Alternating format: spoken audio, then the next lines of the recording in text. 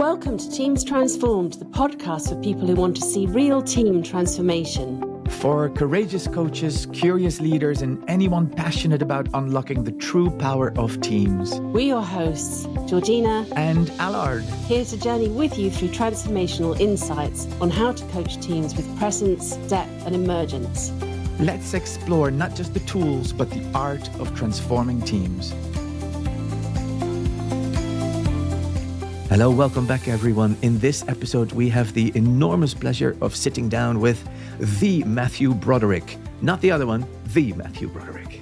And we had the most amazing conversation about contact and the significance of contact and what contacting can evoke in our work. And it's so obvious from this conversation that there's no real meaningful change or transformation without the right relational ground, without the right amount of contact. And we also dip into how our internal state affects what's happening on the external. And therefore, what's possible is hugely informed by our internal state as coaches and as leaders and what we bring into the field. And we've got the visit of John O'Donoghue, at least some of his thinking, that is. It's a beautiful conversation. We've loved it. And it sounds like it's going to be part one of at least two parts with Matthew. So watch this space for the second part if you enjoy it. Enjoy, everyone. Matthew Broderick. Welcome, Matthew. Great to see you after all this time. Thank you, Georgina. It's a real treat to be with you and Allard today. And where are you today? I am in my office, in my home office in the Upper West Side of Manhattan in New York City. Hence the American accent, Matthew. Yep. Yes, exactly. I just fit right in here with the locals. Yeah, I've lived here with my family in New York for nearly 4.5 years and just getting ready to move back to Dublin soon. Yeah. How about that? It's wonderful to see you again. And like we said, when we connected just a few minutes ago, it on the one hand it feels like 2 seconds ago, but yes, but I know that it's been quite a bit. It's been quite a bit more. So it's really wonderful to reconnect. I echo what Georgina was saying. Yeah. Matthew, I'm sure the listener would like to know a little bit about you. What would you like to share? Well, I think in my practice as well as in my life as a coach and team coach and psychologist, I think the value that always comes to the fore is connection.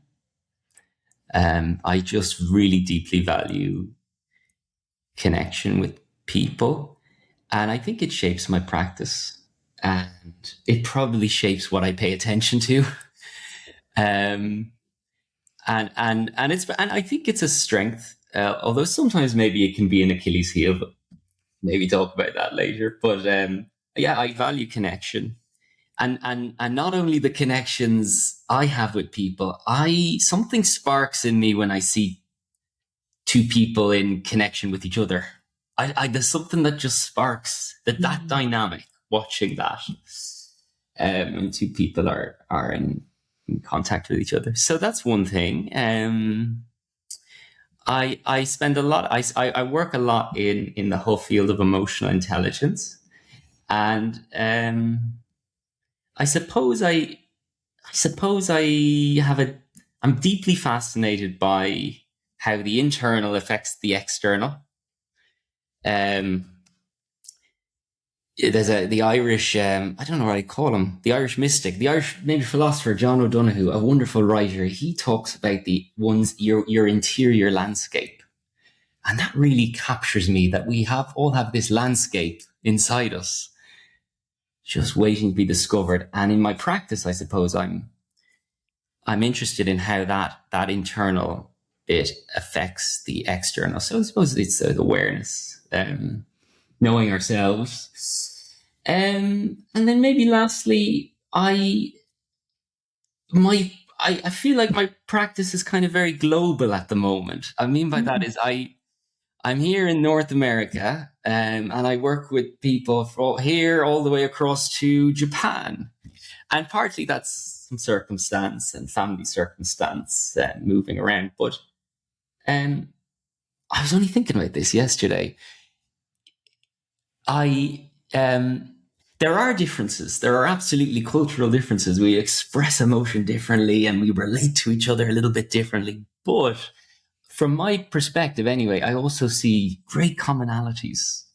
The need to be understood, the need for contact, the desire to try to collaborate. So that's been a reflection that's come up. My practice feels global, and seeing some of the commonalities that what makes us human has been quite thrilling, actually. Those are a couple of things about me, about my work, or about what I'm thinking about often. Wonderful. I already notice sitting here being with you, Matthew, how open you are. We talk about being energetically available, how the doorway is open with you, open-hearted. And what I don't encounter with you is you walking in with a head on a stick. I'm not talking about concepts in an abstract or theoretical way. You arrive instantly seeking and creating contact. So there's something about you. I really resonate with that bit about your interior landscape. There's something about you and your presence that arrives in this open way. And I'm sure that has an impact on the field and on people you work with. I'd love to explore with you. This is all about moments of emergence. I'd love to explore with you if there's any particular moment or moments that come to mind that when something shifted, when something significant seemed to happen. Yeah, there was this lovely moment a couple of weeks ago, actually. So this is very recent. I was in a supervision session, and I was talking with my supervisor about an upcoming engagement with a group. And I remember saying the word weight. And I just felt that word weight, the weight of something. And she asked me very pointedly, do you do a check-in? And the first reaction is, of course I do a check-in, yeah. Like I've been in so many different scenarios with check-ins. But actually, when I stopped to think about it, what she was really asking me was a check-in as a structural component of the coaching, a structural component as a way to help the team start making contact. Not just as a thing you do at the start, because that's what you do when you're in the field. So I had to kind of fess up and think about, say, yeah, you know what, you're right. Let me think about that a bit more. I went in the second day. It was a 2-day engagement with a lot of uncertainty about how the first day had gone, what was landing for people, what wasn't. And I said, okay, I said, I'd love to ask a bit of a check-in question. I'd love to ask what landed for everyone yesterday.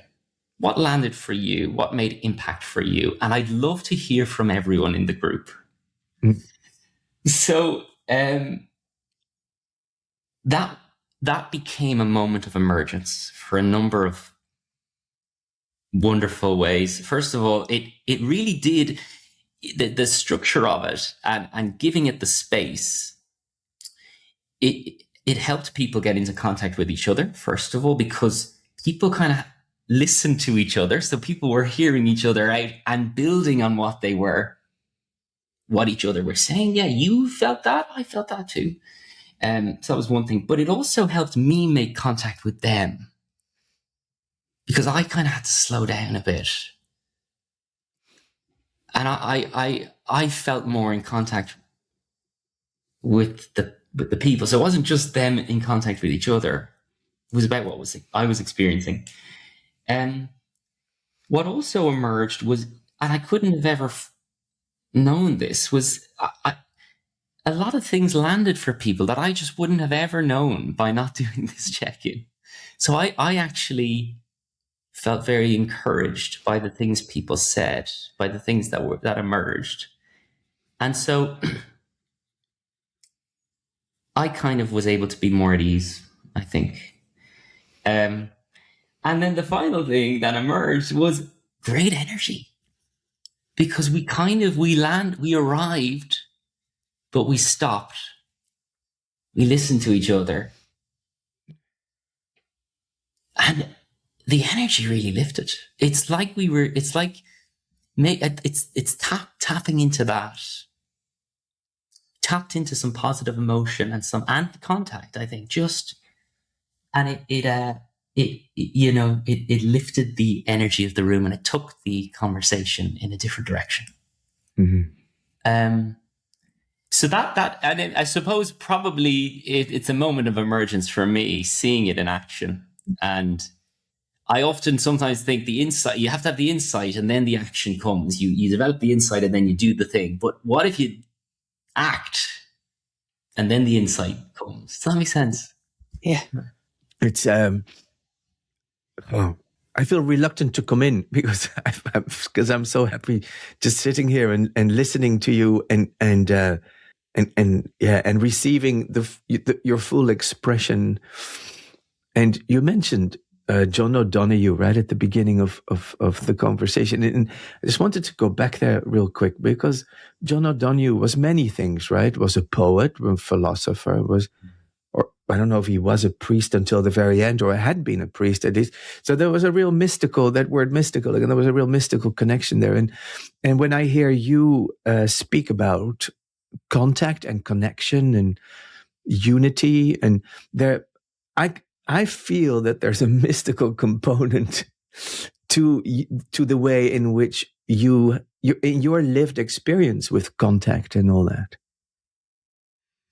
Is that where am I reading something? No, there you've got that. You put your finger on it. It is. It's deeply mystical for me. It's deeply. There's just, I suppose, you walk into organizations and you walk into teams and even just meeting people, and there's a kind of always a kind of a mask and a type of language when we're talking about our tasks and responsibilities. But when you get beyond that and to just see the whole person, the person as a human being, but this is the diploma. This is really the diploma now. This really brought things together for me. When we talked about Martin Buber's I Thou, and it's not just the I Thou, it's what is birthed, what is born in the connection, the possibility of what emerges from that connection. That's the mystical element for me, because you have one person over here, you have another person here, but when the contact comes together,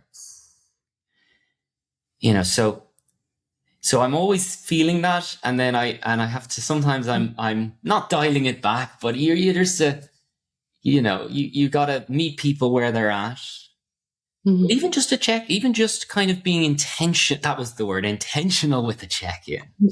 Yeah.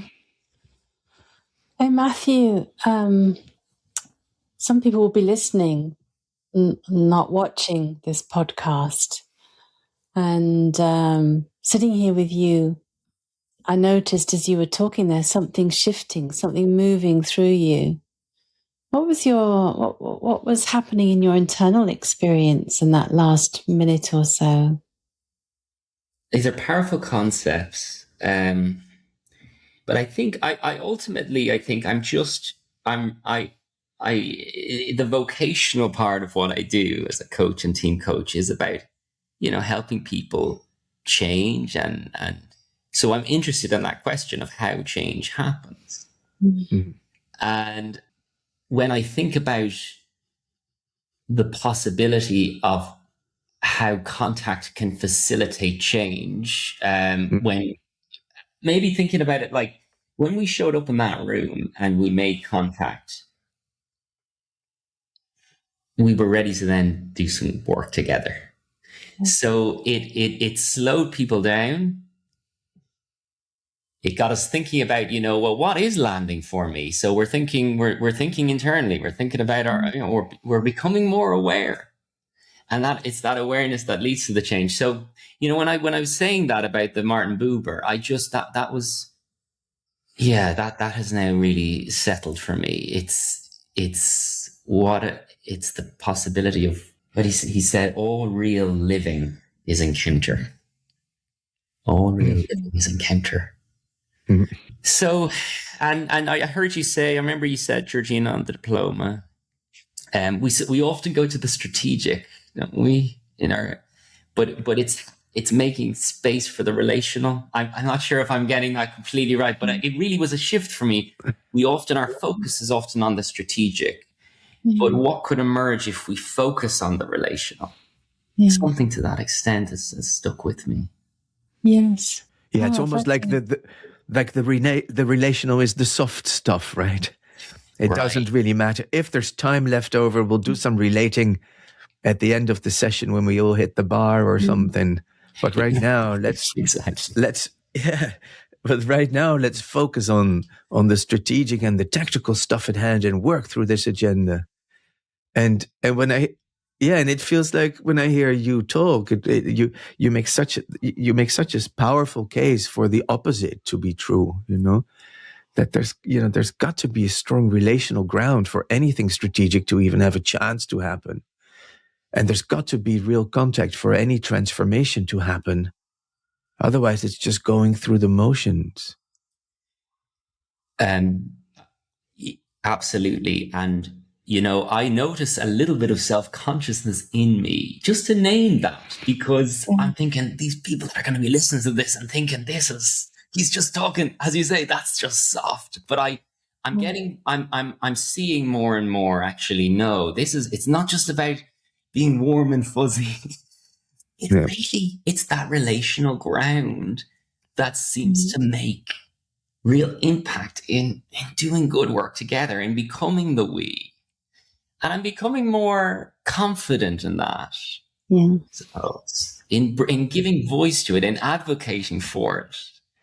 That this is not just, as you say, Allard, like not just the aside at the end of the day, after the real work is. Yeah. It kind of is the work. Contact and awareness is the work. Not absorbing a cognitive model of team performance that takes us outside of ourselves and outside of contact with each other. For me, it's not there. It's in what's the potential of this moment, that generative potential that's sparked by authentic contact between people. I think it's probably not dissimilar to, leadership. People have talked about for years that people are hired for their skills or their knowledge or their IQ.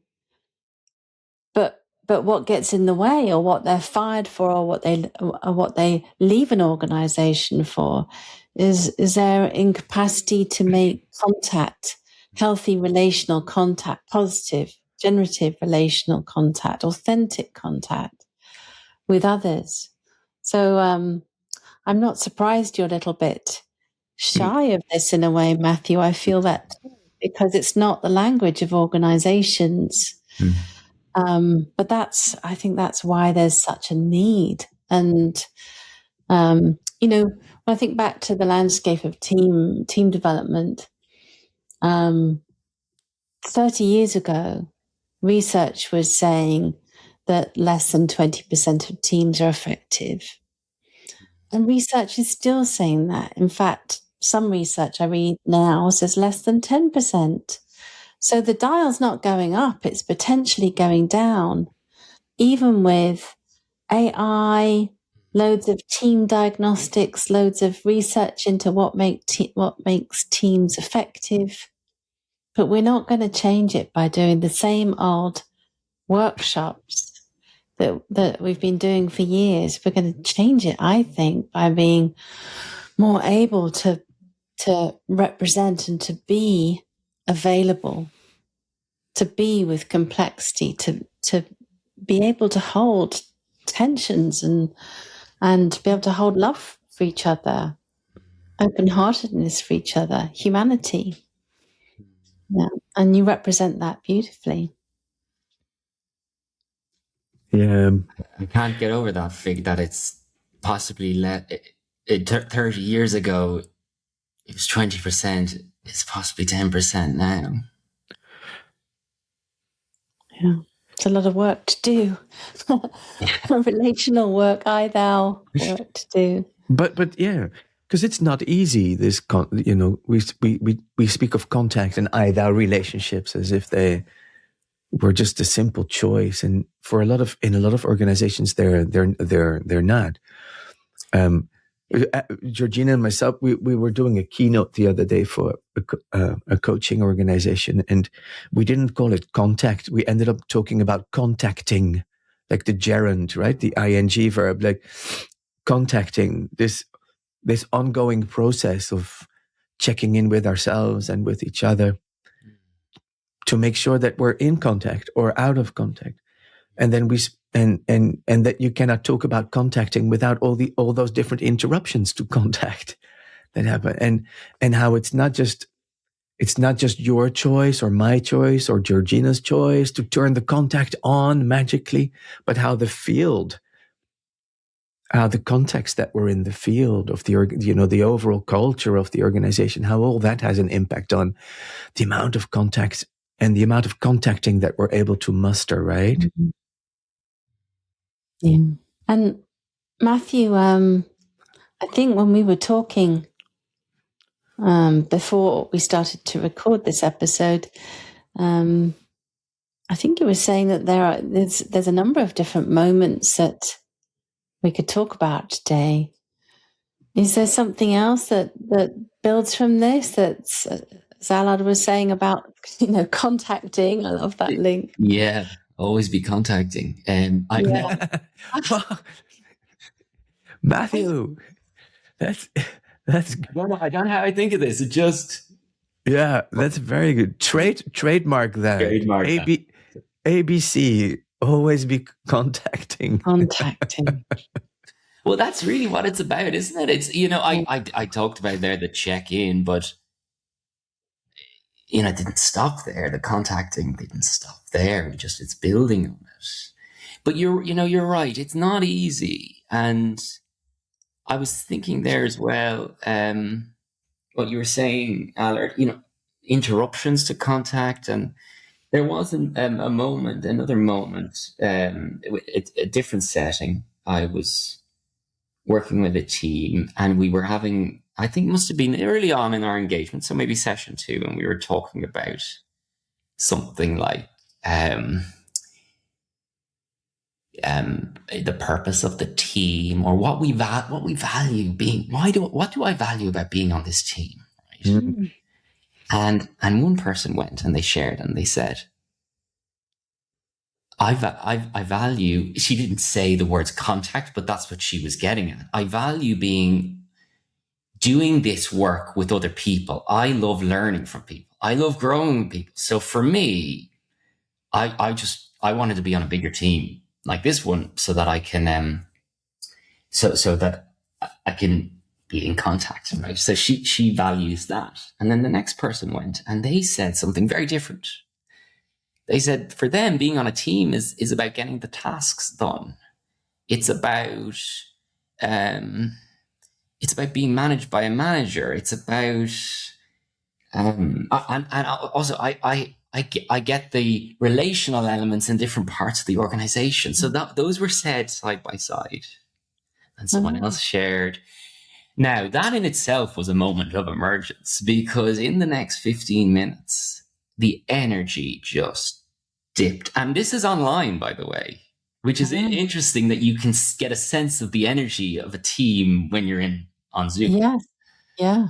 Oh my goodness. Now talking about interior landscapes, I was just thinking about how I intervene, I'm noticing something. And there was there was a lot of talking around these two comments, but these were the figural ones. And so this is all learning for me. So this is all just, I engaged mode 3, and I said, look, I paused. I said, I've just noticed a real dip in the energy in the last 15 minutes. Has anyone else noticed that? Yes, absolutely. There was a lot of nodding. And so that from that moment, and it wasn't even from me, somebody said, okay, let's just take a pause. Okay, there's a lot of values that have been talked about, different values. And why don't we use a tool? Why don't we experiment? I didn't say experiment, but essentially that's what they were doing. Let's do a little experiment.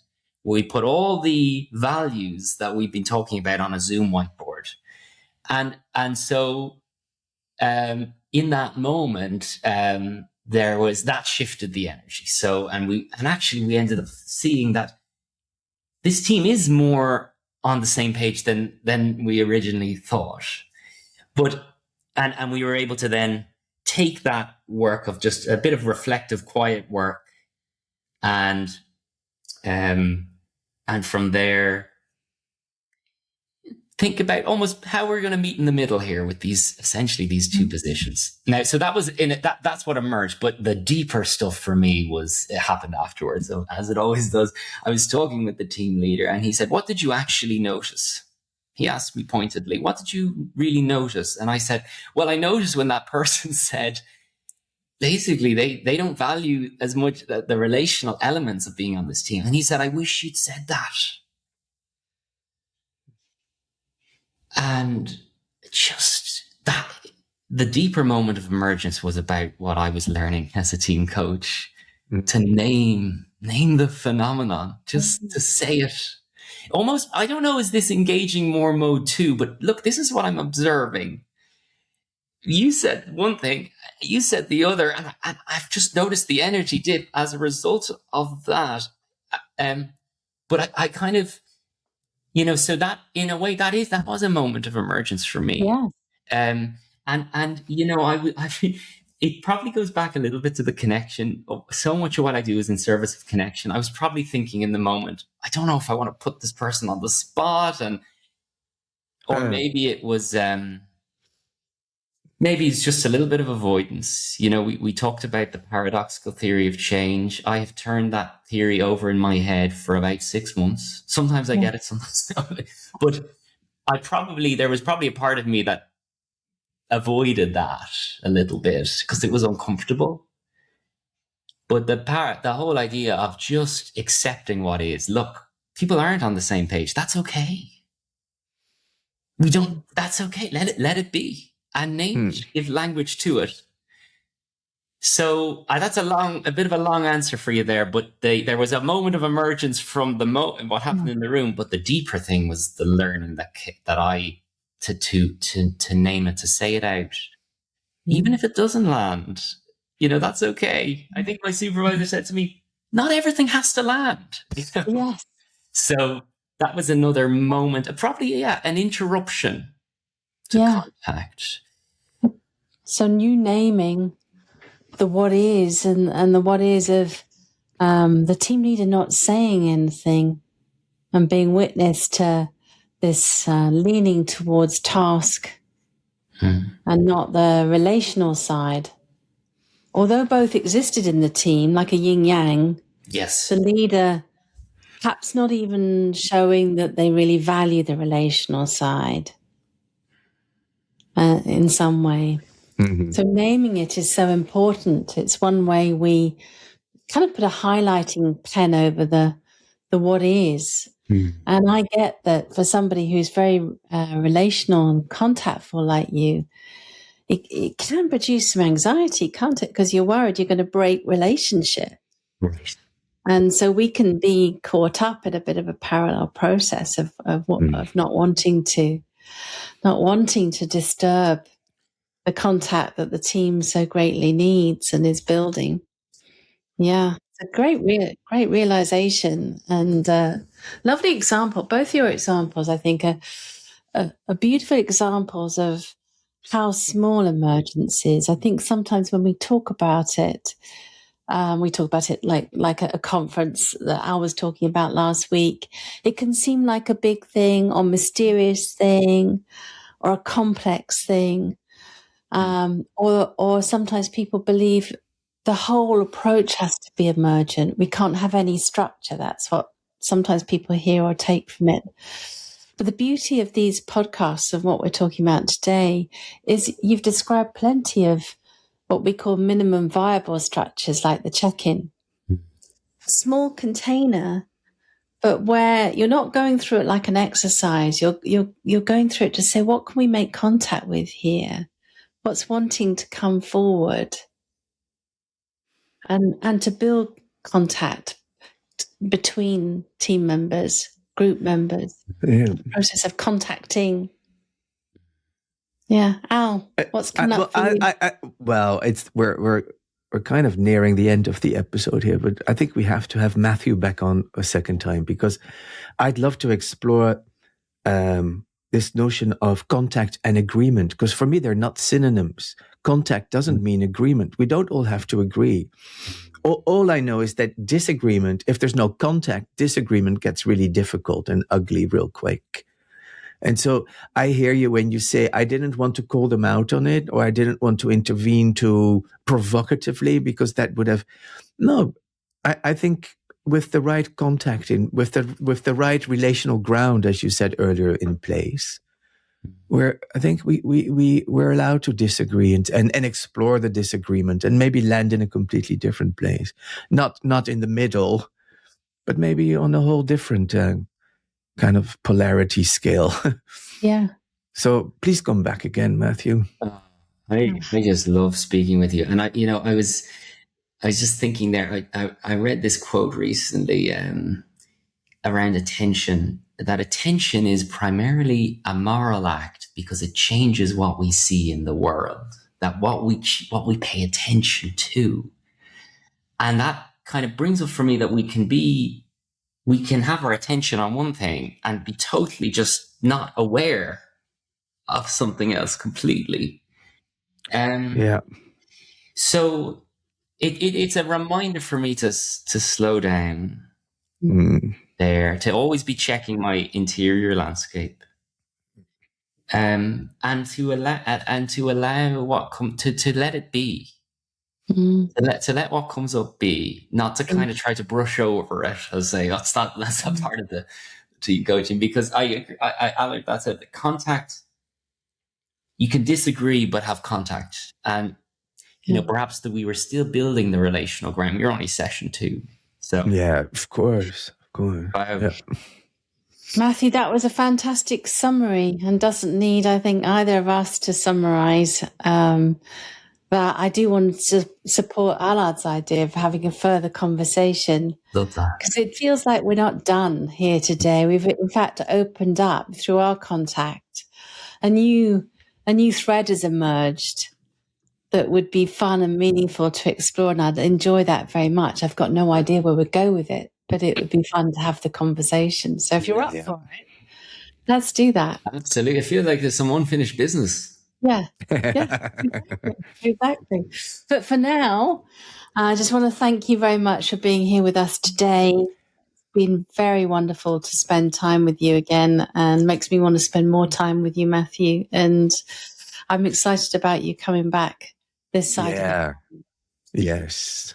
We'll see more of you in person there. It's been a real treat. Thanks for having me on. Thanks for holding the space. It's been wonderful. Thanks. And thank you all for listening. See you real soon. See you soon.